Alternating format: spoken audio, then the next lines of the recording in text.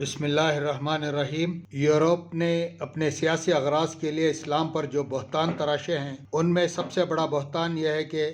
اسلام ایک خون خوار مذہب ہے اور اپنے پیرووں کو خون ریزی کی تعلیم دیتا ہے۔ اس بہتان کی اگر کچھ حقیقت ہوتی تو قدرتی طور پر اس وقت پیش ہونا چاہیے تھا جب پیروان اسلام کی شمشیر خار شگاف نے کرۂ زمین میں ایک تہلکہ برپا کر رکھا تھا، اور فی الواقع دنیا کو یہ شبہ ہو سکتا تھا کہ شاید ان کے یہ فاتحانہ اقدامات کسی خون ریز تعلیم کا نتیجہ ہوں۔ مگر عجیب بات ہے کہ اس بہتان کی پیدائش آفتاب عروج اسلام کے غروب ہونے کے بہت عرصے بعد عمل میں آئی۔ اس کے خیالی پتلے میں اس وقت روح پھونکی گئی جب اسلام کی تلوار تو زنگ کھا چکی تھی،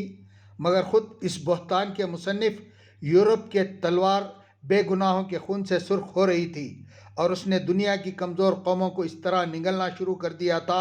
جیسے کوئی اژدھا چھوٹے چھوٹے جانوروں کو ڈستا اور نگلتا ہو۔ اگر دنیا میں عقل ہوتی تو وہ سوال کرتی کہ جو لوگ خود امن و امان کے سب سے بڑے دشمن ہوں، جنہوں نے خود خون بہا بہا کر زمین کے چہرے کو رنگین کر دیا ہو، جو خود دوسری قوموں پر ڈاکے ڈال رہے ہوں، آخر انہیں کیا حق ہے کہ اسلام پر وہ الزام عائد کریں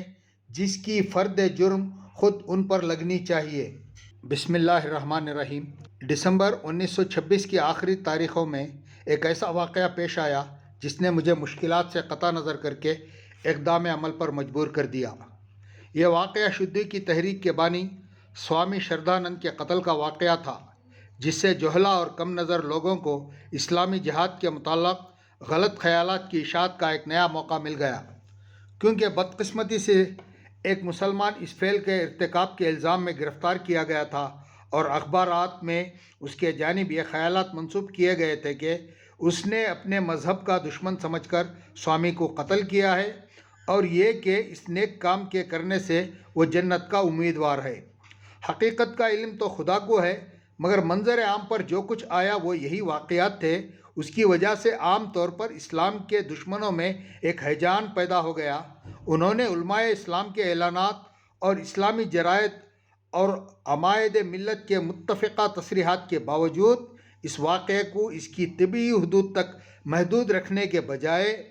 تمام امت مسلمہ کو، بلکہ خود اسلامی تعلیمات کو اس کا ذمہ دار قرار دینا شروع کر دیا، اور اعلانیہ قرآن کریم پر اس قسم کے الزامات عائد کرنے لگے کہ اس کی تعلیم مسلمانوں کو خون خوار و قاتل بناتی ہے، اس کی تعلیم امن و امان اور سلامتی کے خلاف ہے، اور اس کی تعلیم نے مسلمانوں کو ایسا متعصب بنا دیا ہے کہ وہ ہر کافر کو گردن زدنی سمجھتے ہیں اور اسے قتل کر کے جنت میں جانے کی امید رکھتے ہیں۔ بعض دریدہ ذہنوں نے تو یہاں تک کہہ دیا کہ دنیا میں جب تک قرآن کی تعلیم موجود ہے امن قائم نہیں ہو سکتا، اس لیے تمام عالم انسانی کو اس تعلیم کے مٹانے کی کوشش کرنی چاہیے۔ ان غلط خیالات کی نشر و اشاعت اس کثرت سے کی گئی کہ صحیح الخیال لوگوں کی عقلیں بھی چکرا گئیں، اور گاندھی جی جیسے شخص نے جو ہندو قوم میں سب سے بڑے صاحب الرائے آدمی ہیں، اس سے متاثر ہو کر بتکرار اس خیال کا اظہار کیا کہ اسلام ایسے ماحول میں پیدا ہوا ہے جس کی فیصلہ کن طاقت پہلے بھی تلوار تھی اور آج بھی تلوار ہے۔